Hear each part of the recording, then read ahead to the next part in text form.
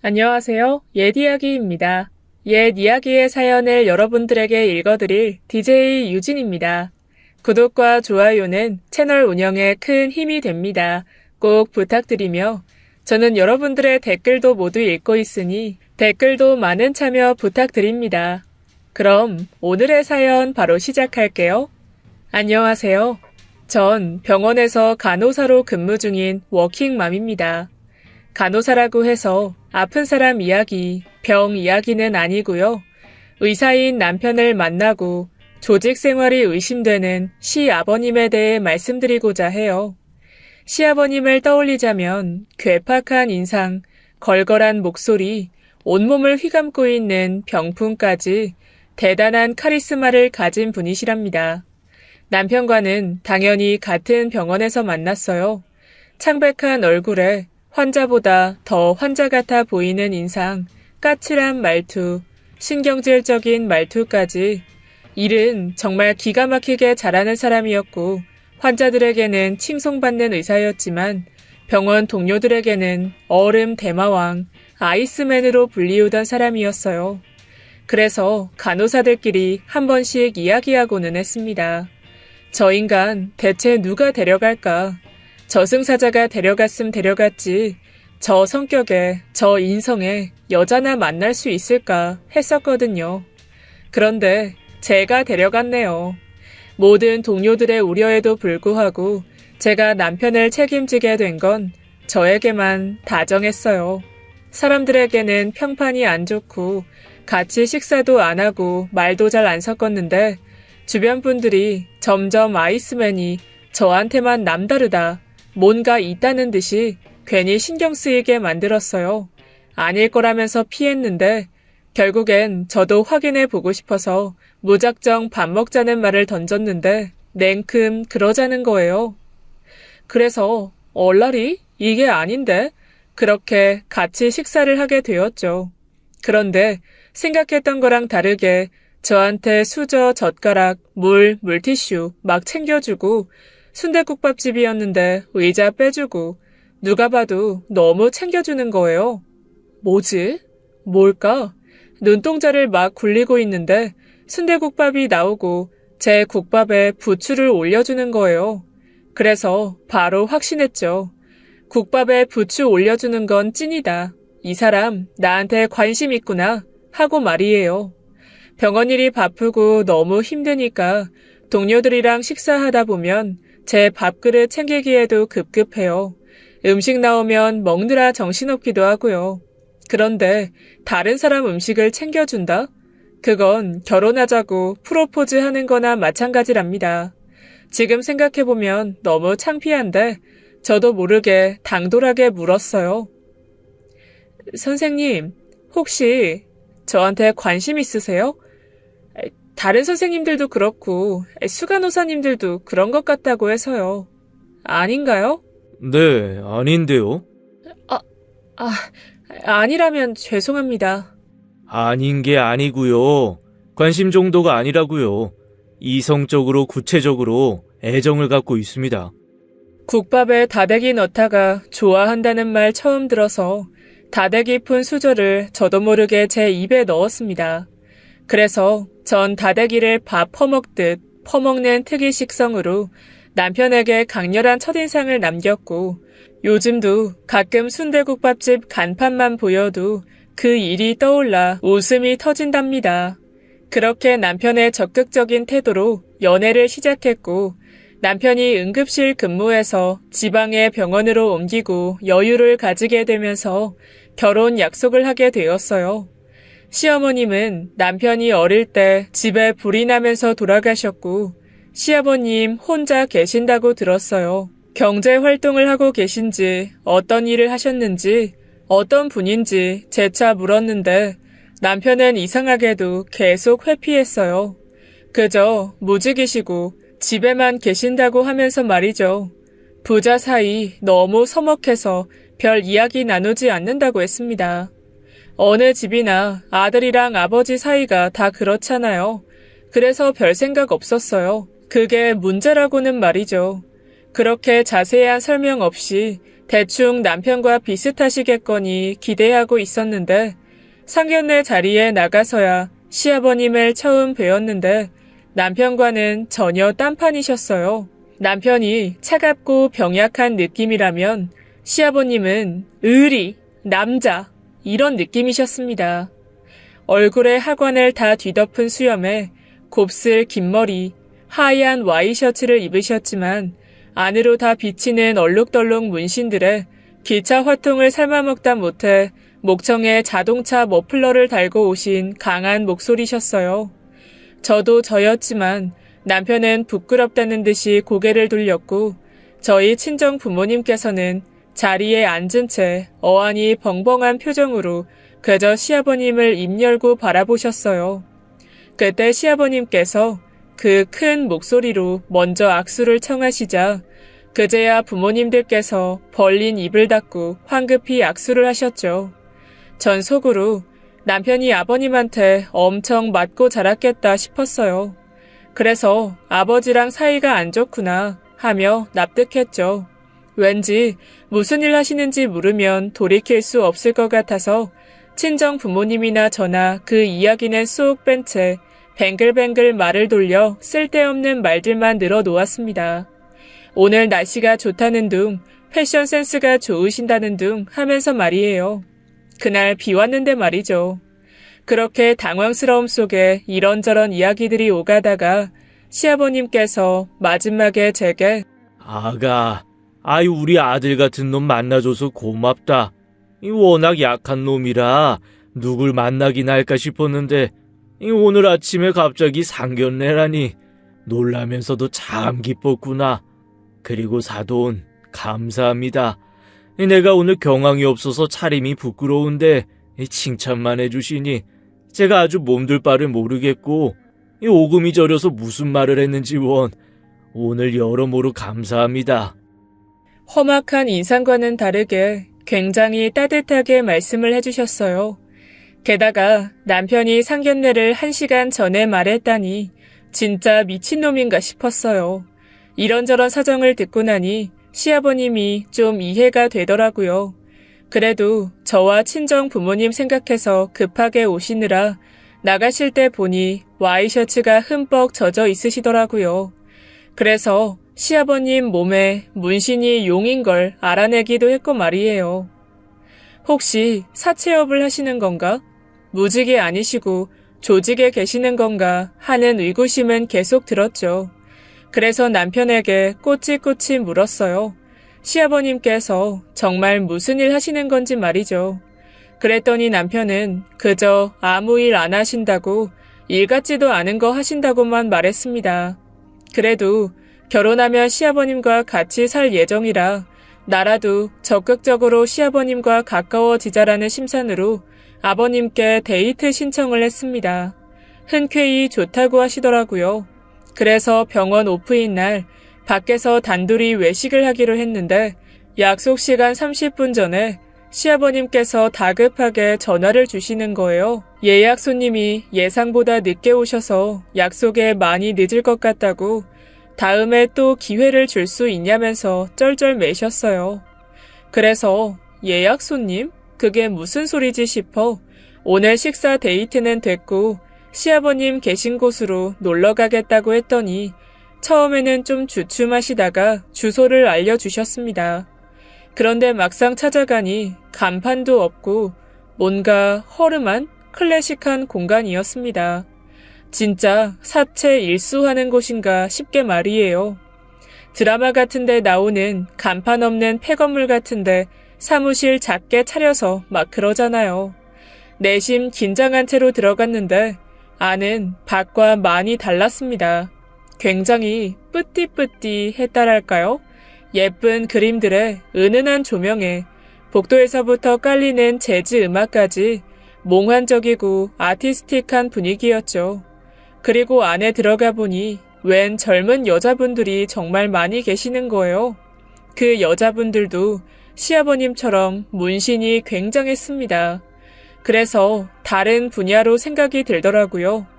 아버님이 혹시 아가씨들을 상대로 장사? 성매매? 그런 걸까 싶어서 말이에요. 그런데 들어서서 제가 본 광경은 더 큰 오해를 불러일으키기 다분했어요. 여자분이 침대 위에 윗도리를 홀딱 벗고 그 등짝 위로 시아버님께서 그림을 그리고 계셨습니다. 순간 제 눈을 의심했어요. 색색별 잉크들이 보이고 시아버님께서 문신을 해주고 계셨어요. 슬쩍 저에게 눈짓을 주시더니 꾸벅 고갯짓으로 인사를 해주시고는 우리 며느리 왔네요.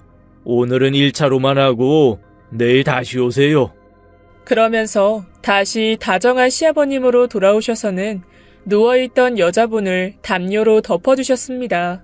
시아버님이 비켜서자 옆에 있던 젊은 여자 어시스트분이 마무리를 하시더라고요. 그러면서 시아버님께 일 보시라고 했습니다. 그러자 시아버님은 탈출이라고 개구쟁이처럼 소리를 치시더니 제 손을 잡고 그 시술소, 뭐라 해야 할지 문신소, 아무튼 그곳을 나서셨어요. 밖으로 나가면서 바로 시아버님께 타투이스트가 직업이시냐고 물으니 우리 며느리 똑똑하다면서 그런 것도 다 안다고 기특해 하셨어요. 저도 현재는 간호사이지만 미술학도를 꿈꿔왔었기 때문에 그런데 흥미가 좀 있었어요. 그래서 그렇게 나쁜 생각은 들지 않았지만 적어도 시아버님이 정말 기발하시다, 앞서가신다 라는 컬처 쇼크는 좀 받았죠.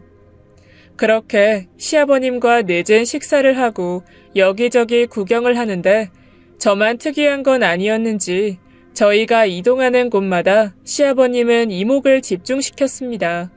그래도 상견례 때는 정장 차림으로 좀 누르셨는데 평소에는 문신이 훤히 보이는 차림이셔가지고 사람들이 저를 계속 보더라고요. 제가 무슨 납치라도 되어 있는 건 아닌지 협박 당하는 건 아닐지 말이에요. 제가 넘겨짚은 게 아니라 정말이에요. 식당에서 밥 먹고 잠깐 화장실 가는데 어떤 여자분이 제 뒤를 바짝 따라오셔서는 혹시 지금 협박받고 계세요? 대신 신고해드릴까요? 라고 묻기까지 했답니다. 이만하면 저희 아버님 인상 알만하죠. 좋게 말씀을 하시는 건데도 목소리 톤이 워낙 크셔가지고 멀리서 얼핏 들으면 막 화내시는 것 같거든요. 그래서 이런저런 오해를 받았던 고부간의 데이트였답니다. 아버님과는 남편보다도 더 가까워졌을 거예요. 저는 시아버님을 아버지라고 불렀어요. 아티스트 시아버지를 줄여서 말이에요. 시아버님은 저를 토깽이라고 부르셨습니다. 제가 귀가 좀 커가지고 앨리스에 나오는 토끼를 닮았다면서 말이에요. 그렇게 애칭까지 불러가면서 가까워질수록 남편은 싫어했어요. 시아버님의 직업이 탐탁지 않다면서 말이죠. 당신까지 덩달아서 왜 그래? 난 아버지가 그런 일 하는 거 너무 별로야. 의사 모임 같은 데만 가도 그래. 나한테 아버지 뭐 하시냐고 물으면 말문이 막혀서 할 말이 없어. 솔직하게 문신하신다 하시면 다들 표정이 똑같아. 거기서 뚝 조용해져. 그게 뭘 말하는 거겠어. 아들이 의사인데 아버지가 왜 그 모양이냐 그거지 뭐. 매사 당당하고 거침없는 남편인지 알았는데 시아버님에 관해서만 유독 예민했어요. 그게 꼭 시아버님의 직업 때문만은 아니겠다는 생각이 들었어요. 오래간 봐왔지만 남편은 환자로 오는 모든 분들에게 선입견이 없는 사람이었거든요. 심지어 그게 전과자일지라도 프로페셔널하게 진료하곤 했었어요.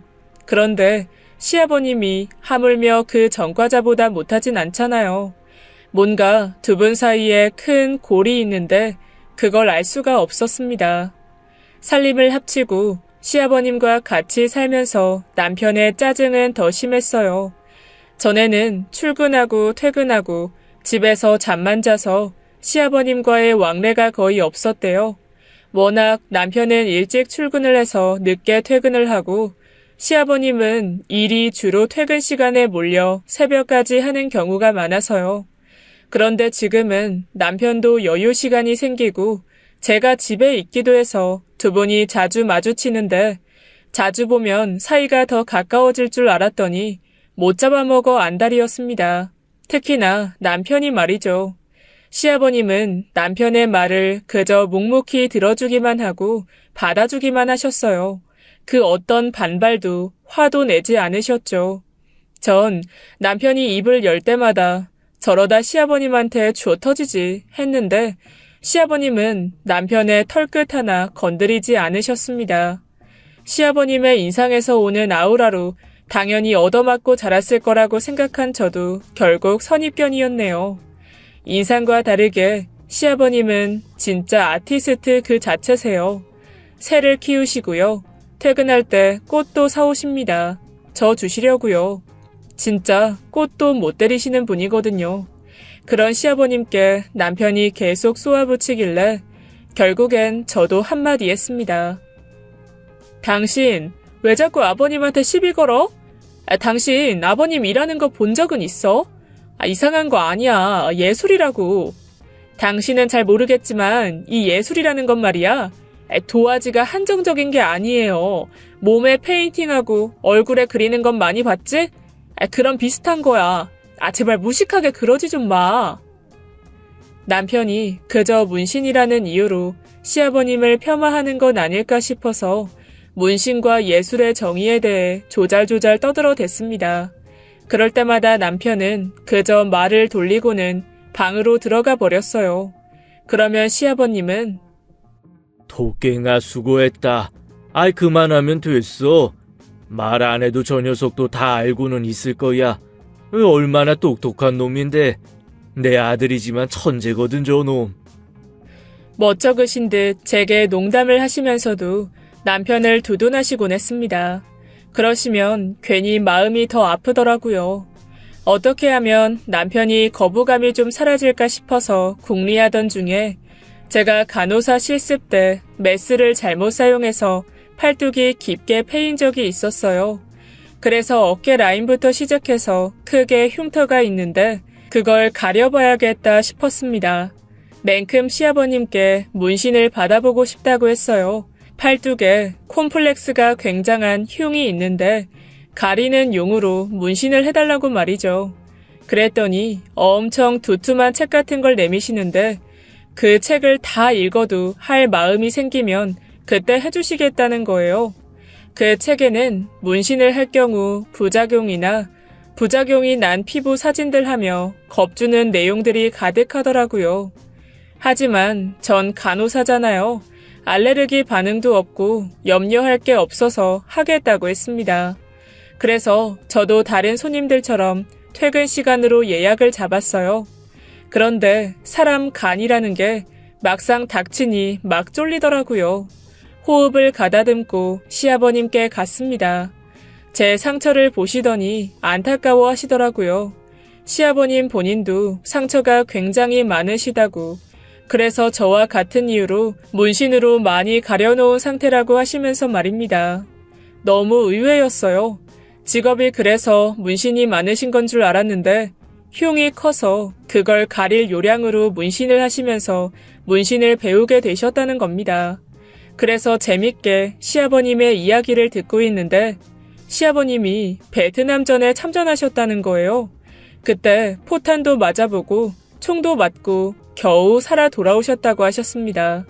군대 이야기인데도 굉장히 흥미로웠던 건 그 기억들이 시아버님의 온몸에 남아있었기 때문이었죠.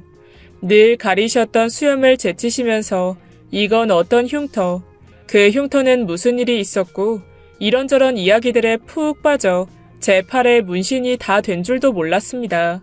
그리고 한편으로는 시아버님의 사연에 마음이 아프더라고요. 인생에 순환이 많으셨구나 하고요. 이런 내용들을 남편이 알면 좀 달라지지 않을까 하고 말이에요. 그래서 시아버님께 남편과도 이런 이야기들을 해봤는지 물었으나 시간이 없었다고만 하셨습니다. 되짚어보니 시간이 없긴 했을 것 같더라고요. 의사라는 게 진짜 되기까지 시간 더럽게 없거든요.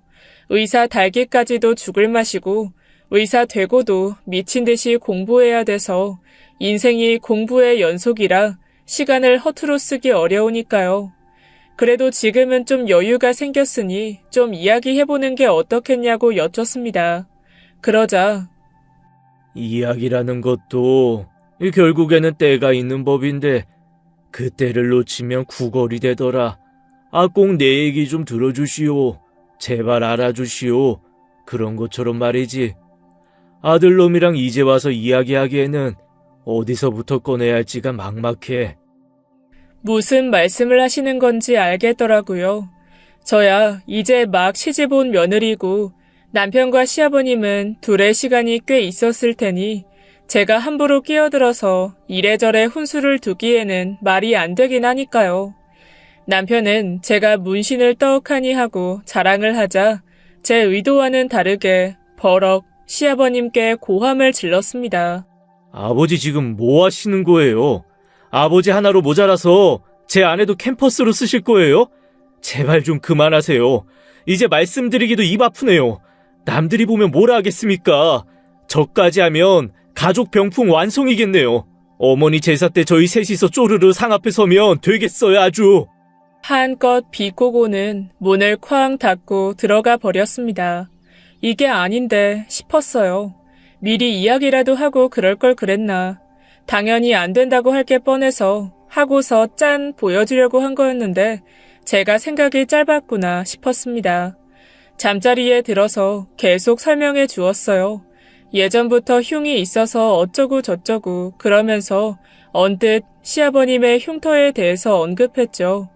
그랬더니 남편 반응이 금시초문이라는 듯이 화나서 뒤돌아 있던 사람이 몸을 획 돌려서 묻더라고요.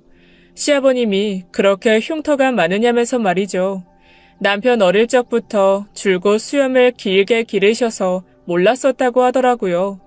괜히 걱정할까봐 말씀 못하셨나 보다 하고 남편에게 얼굴 어디에 흉터, 배 쪽에 흉터, 귀 뒤쪽 총 맞은 곳이랑 제가 그날 들은 모든 이야기를 들려주었습니다. 그러자 갑자기 의사 모드로 진지해지더라고요. 흉터 수술을 한번 받는 게 낫지 않나 하면서 말입니다. 그러면서 화살은 제게 돌아왔죠. 그렇게 문신 안 하고 뒀으면 남편이 이쁘게 재생수술 해줬을 거라면서 머리를 쥐어 박았습니다. 머리는 아팠지만 한편으로는 시아버님 흉터를 고쳐드리고 싶구나 싶어서 기분이 좋더라고요. 그렇게 남편의 차가움이 조금씩 데워지고 있을 거라고 생각하던 중에 남편이 종종 말하던 그놈의 의사 모임, 그곳에 저도 참석하게 되었습니다. 저희 부부처럼 의사와 간호사로 만난 분들도 계시고 의사와 교수 혹은 의사와 부자 뭐 다양하더라고요. 그래서 그런 사람들일수록 더 열려있고 개방적일 거라고 생각했습니다. 그런데 아니더라고요. 어찌나 다들 꽉 막혀있고 고리타분하고 보수적인 건지 대화도 진짜 더럽게 재미없어서 중간중간 하품 나오는 거 참느라 콧구멍을 얼마나 벌름거렸나 몰라요. 그러다 각각의 부모님에 관한 이야기들이 나왔는데 원래 그 모임할 때마다 나오는 레퍼토리인 듯 하더라고요. 남편 눈치가 또 시작한다 라는 듯이 들고 있던 와인잔만 매만졌습니다.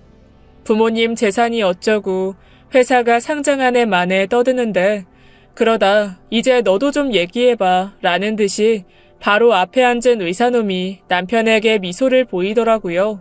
그래서 이때다 싶어서 제가 선수 쳤습니다. 저희 시아버님 굉장히 멋쟁이세요. 베트남에서 그 힘들다는 전쟁도 다 겪으시고 완전 터미네이터 같으세요. 그리고 아티스트이신데 타투이스트라고 아시죠? 요즘 같으면 나이 먹고 집에서 책 보시거나 공원 산책하시고 적적하실 텐데 저희 아버님은 활발하게 경제활동 하시는데 그게 어찌나 멋있으신지 그 나이대분 같지가 않으시다니까요. 그리고 아트를 하셔서 그런지 저한테도 스윗하시고 퇴근하시면 저한테 꽃 한 다발씩 맨날 사주신다니까요. 정말 멋지신 분이에요. 제 말에 의사 사모님들은 내심 부러워하는 눈치였고 남편의 동기들은 비웃는 분위기였습니다. 남편은 그런 제 손을 잡더니 잠깐 이야기 좀 하자면서 밖으로 끌었어요. 그리곤 처음으로 제게 화를 냈습니다.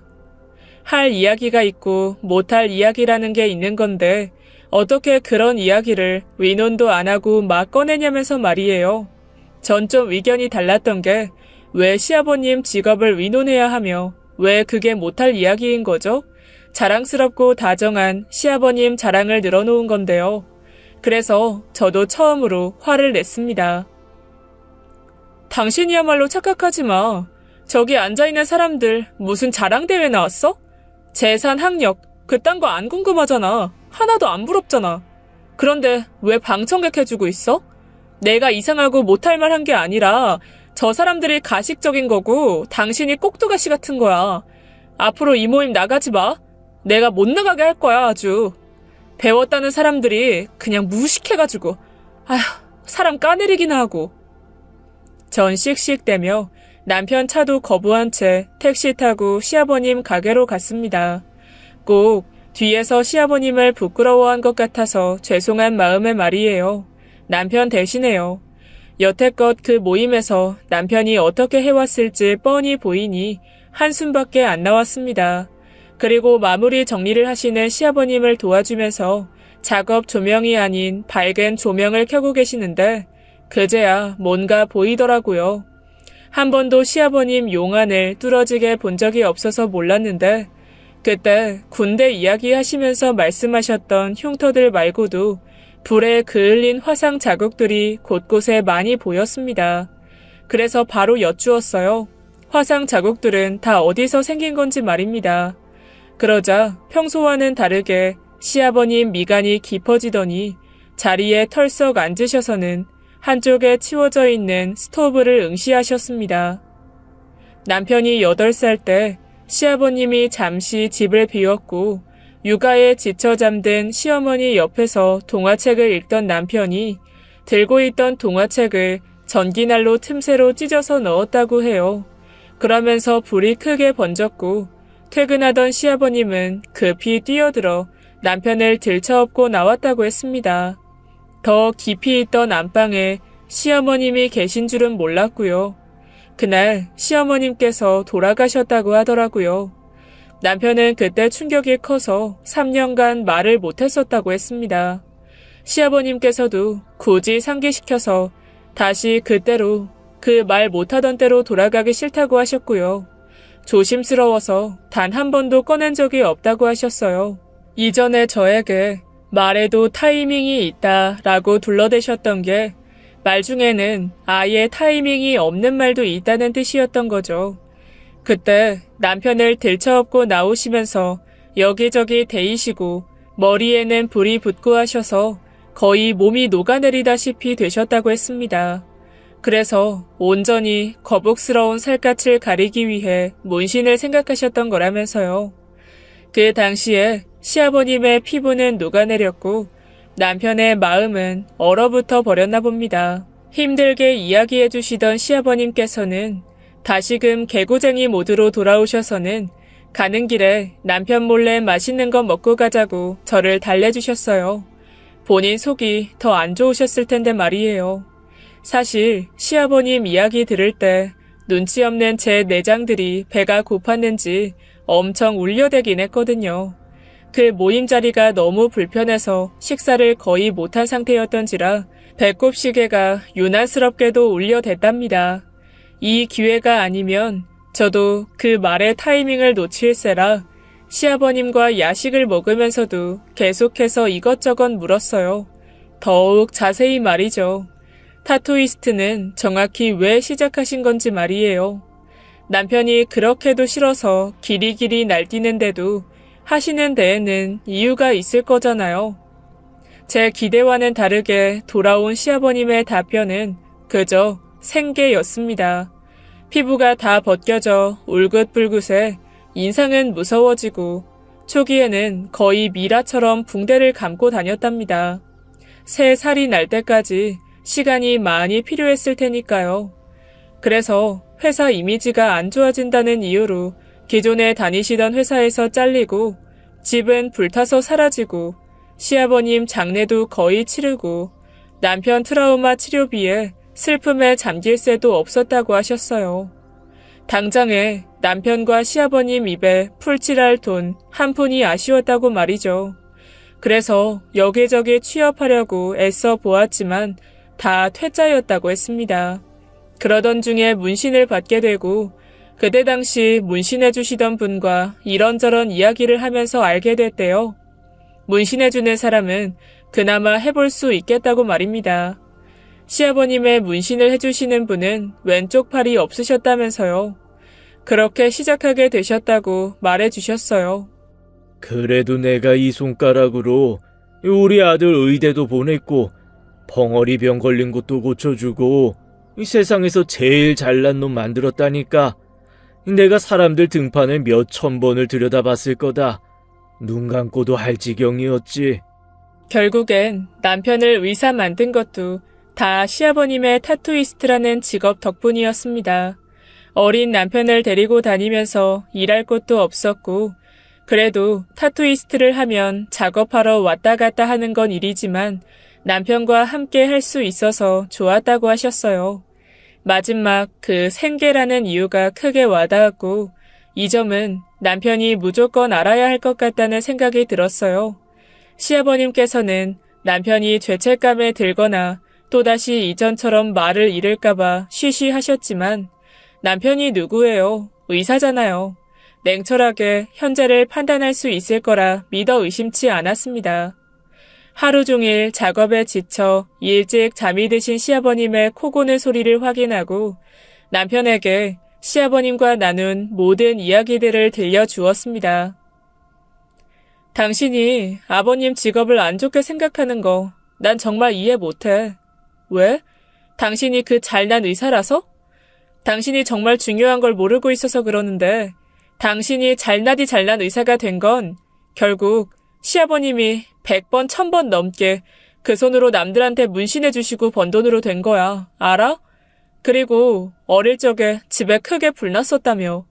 그때 아버님이 당신 구하다가 저렇게 온몸에 화상을 입으셔서 아무 데서도 받아주는 데가 없었대. 일을 해봐야 당신이랑 먹고 사는데 지금이야 프로고 전문가이시지만 결국 시작은 어쩔 수 없이 문신하는 일을 선택하신 거야. 어린 당신 데리고 다니면서 돈 벌 수 있는 유일한 곳. 한마디로 결론은 그거였어요. 지금 네가 의사가 된 건 네가 그리도 싫어하고 증오하는 시아버님의 그 직업이 널 만든 거다. 그리고 그 직업은 운명일 수밖에 없었다. 그거죠. 밤 11시에 시작해서 5시까지 떠들어댔어요. 꼭 시아버님의 대변인이라도 된 줄 알았습니다. 그런데 이 냉혈한이 그 눈물 없이 들을 수 없는 긴 서사에도 불구하고 눈 하나 깜빡하지 않대요. 그러면서 바로 돌아 누워서는 잠이나 자라고 제 이마까지 이불을 덮어버렸습니다. 내가 말을 잘못 전한 건가? 이거 또 긁어 부스럼 만드는 건 아닌가 하고 근심이 든 채 잠이 들었죠. 그러다 잠결에 옆자리가 비어있음을 느꼈습니다. 손바닥으로 짚어보니 남편이 없는 거예요. 그새 득달같이 시아버님께 따지러라도 갔나 싶어서 시아버님 방 쪽으로 가보니 역시 남편이 거기 있었습니다.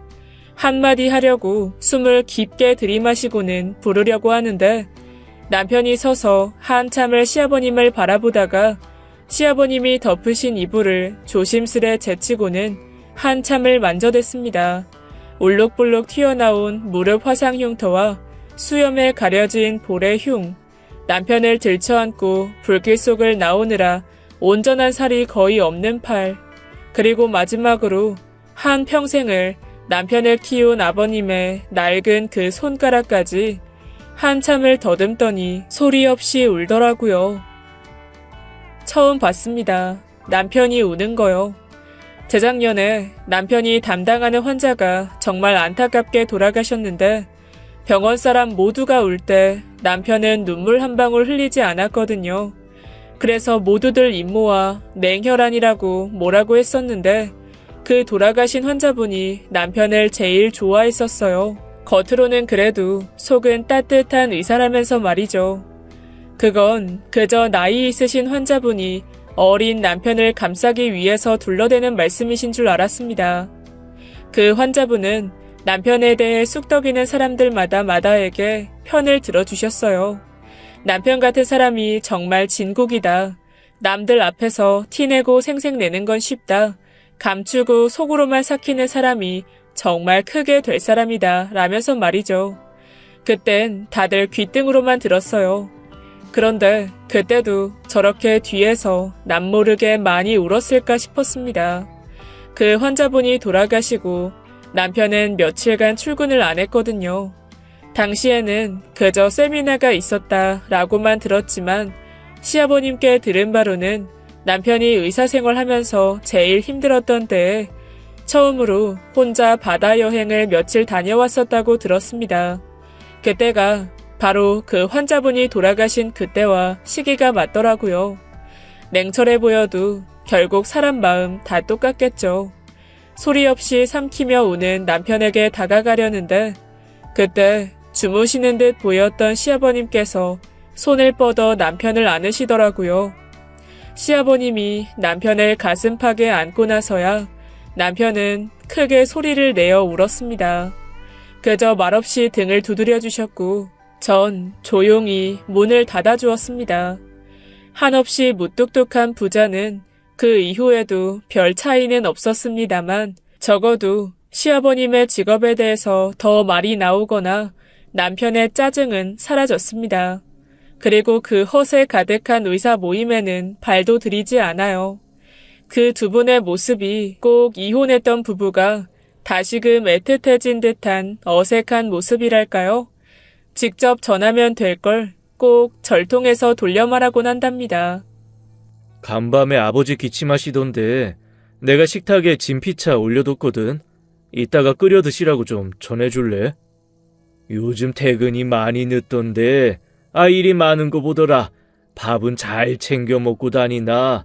우리 며느리가 좀 잘 챙겨줘.